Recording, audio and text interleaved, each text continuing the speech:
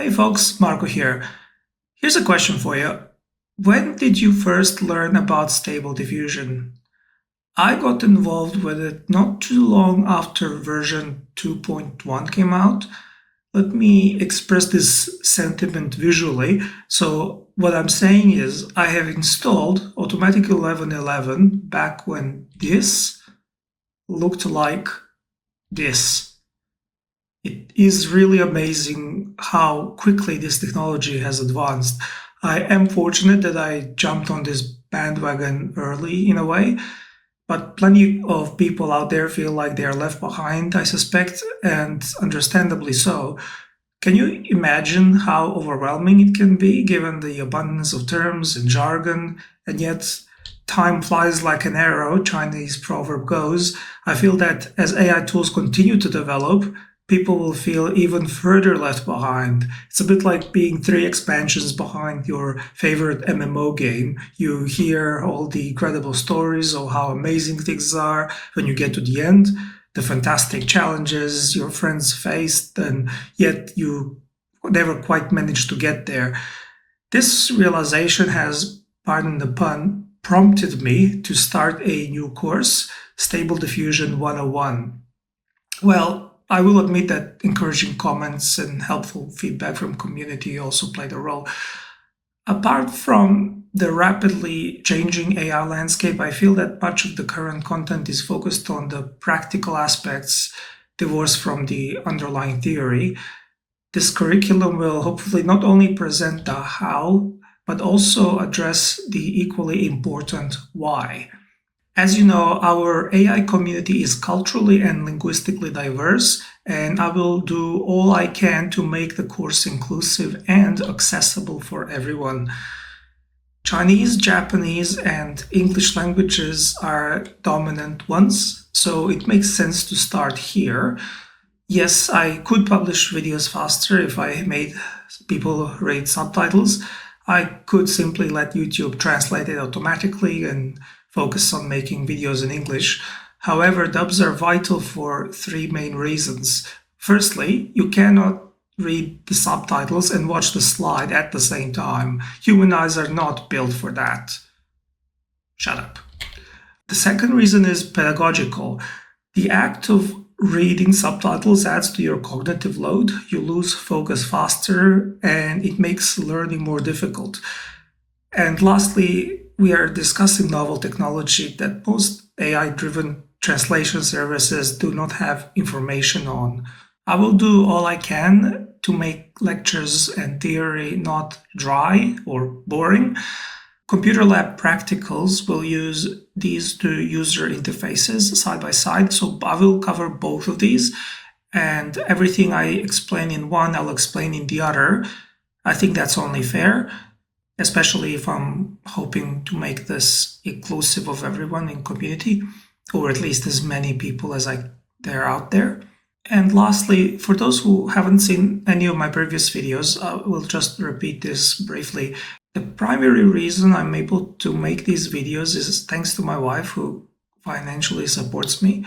After I resigned from my job not too long ago, I decided to give this YouTube thing a go. Mrs. Litch supports me fully in this, and this lecture would not have been possible without her continued support. Only after you start creating content yourself, you realize why YouTubers say things like and subscribe repeatedly. I hate myself for saying this, but if you think the content is good and want me to continue doing this, please like, subscribe, and leave a comment. At the very least, it is a signal to me whether enough people are interested and I have a chance to build an audience and to teach on YouTube for a living, or whether I should start looking for a quote real job, whatever that means. With that said, let's continue on to topic 1, fundamentals. I want to begin with a question. What is wrong with this video? Did you get it? If you missed it, let me play it again. Got it now? Okay, what about this one? So now it is clear what is happening. I am playing these videos in reverse. Are you a tea drinker?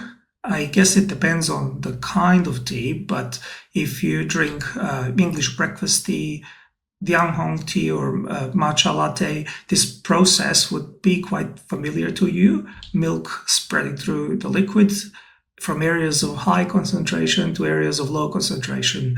The process is called diffusion. Given that stable diffusion and diffusion models in general are inspired by the physical process of diffusion, I have deemed this to be the appropriate place to start. Why was the second video more obvious though? Maybe I fooled you with the first one, but everyone could see the second video is somehow fundamentally wrong. Think about it. No amount of editing could ever make this behavior appear convincing. Why is that? Well, according to neuroscience, your brain has a built-in subjective mechanism for perceiving the passage of time. This is sometimes called psychological arrow of time. Underlying physical laws governing the motion of billiard balls are time symmetric. By editing out friction, I am removing the primary non-reversible process your brain relies on to distinguish the direction of time. On the other hand, the second video involves complex interactions that are happening at the molecular level, and underlying physical laws do not exhibit time symmetry. For milk to contract in the manner shown in the second video, it would require a highly improbable level of coordination between the molecules converging on impossible. That is because complex systems have natural tendency to move towards the state of maximum chaos, as described by the second law of thermodynamics. In fact, this law holds so universally true that physicists even go so far as to define the arrow of time as the direction in which entropy increases. So, in the case of this video, psychological arrow of time is not aligned with thermodynamic arrow of time, and so you get a sense that something is not right. On the other hand, when Mrs. Litch comes home, she will observe that our house is converging towards the state of maximum chaos. Because entropy, the measure of chaos, is increasing, the conclusion she makes is obvious. She is indeed still moving forward in time. This does make you wonder, how could anyone be so confused about reality that they need to define the forward direction of time? Well, I suppose it is the kind of question that only a physicist would ask. Think of it as a quirk that comes with a job. For example, only an economist could pose a question, why is unemployment bad? That's nice, Marco, but what's this have to do with stable diffusion? Well, everything. Entropy is a concept that exists in machine learning as well, albeit defined differently. Didn't you ever wonder why certain extensions or OpenAI Playground have this parameter called temperature? There are a lot of parallels that could be drawn here, and physical diffusion is easier to visualize.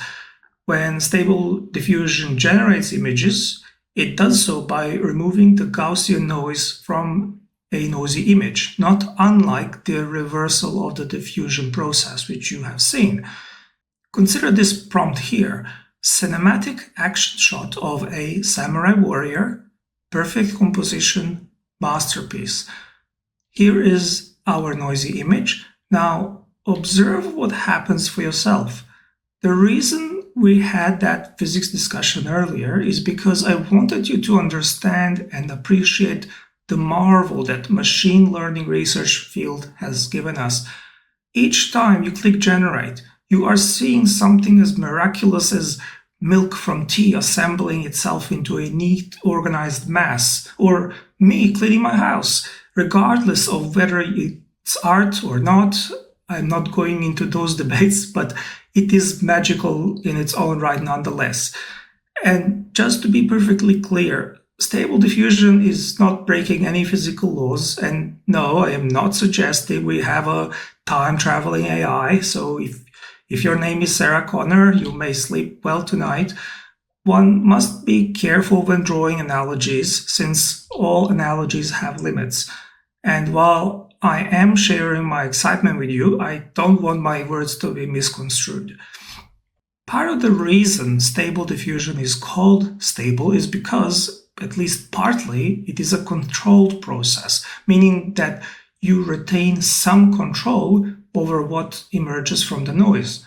And I do emphasize the word some because there is, and always will be, element of unpredictability.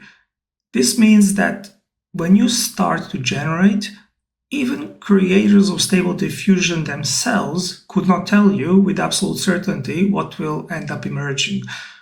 That's to do with stochastic nature of the process, random fluctuations and interactions within the molecule, which, to be frank with you, I do not know much about myself.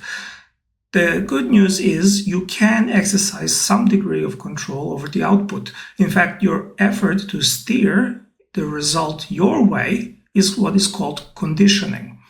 Generally speaking, you do this by providing some additional information or guidance to the model. You can do this in many ways, but let's stick to the basics for now. Textual conditioning is using text-based input. You describe what you want using words, plain and simple. Image conditioning is using image to guide the result. You have already seen the first one in action. We had image filled with noise, we provided textual description, and we watched the noise turn into the desired output. This workflow is called text to image, and text input is called prompt. As I mentioned before, Stable Diffusion and diffusion models in general are inspired by the diffusion process that occurs in nature. However, while natural diffusion is a continuous process, the process used by Stable Diffusion is iterative. In other words, it is discrete. This samurai, for example, has been generated in 20 iterations, more commonly called steps. Number of steps is another parameter you will be frequently adjusting. You will sometimes find yourself in a situation where you didn't get quite what you wanted, but the output is very close. Since Stable Diffusion is so good at removing the noise, or denoise, there is nothing preventing you from using any of these partially noisy images in between so as to generate something similar. For example, let's say you are happy with how your samurai looks like, but you originally wanted a female samurai and you forgot to include the word female in the prompt.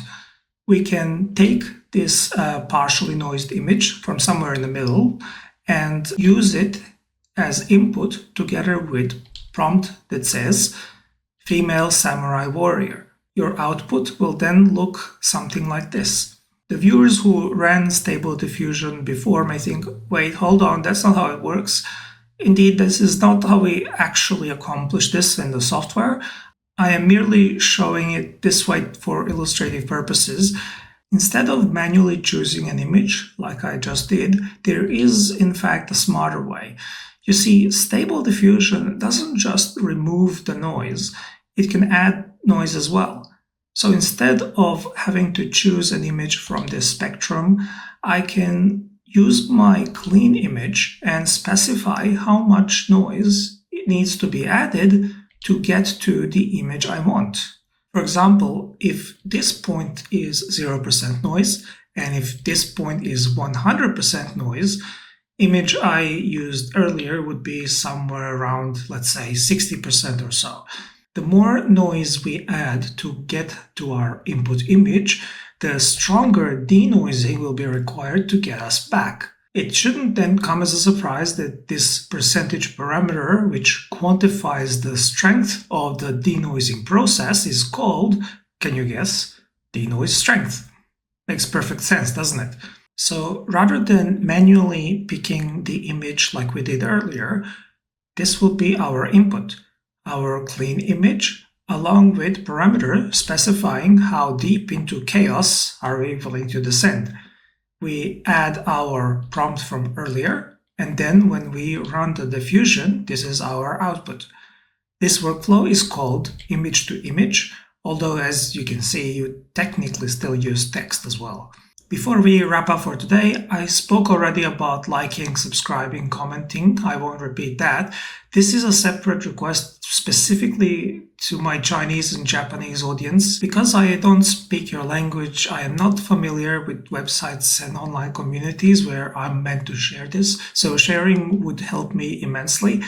Just to give you an idea of how much difference this can make, here is my previous video in English after I released it on YouTube, and here is the moment I published it on Reddit.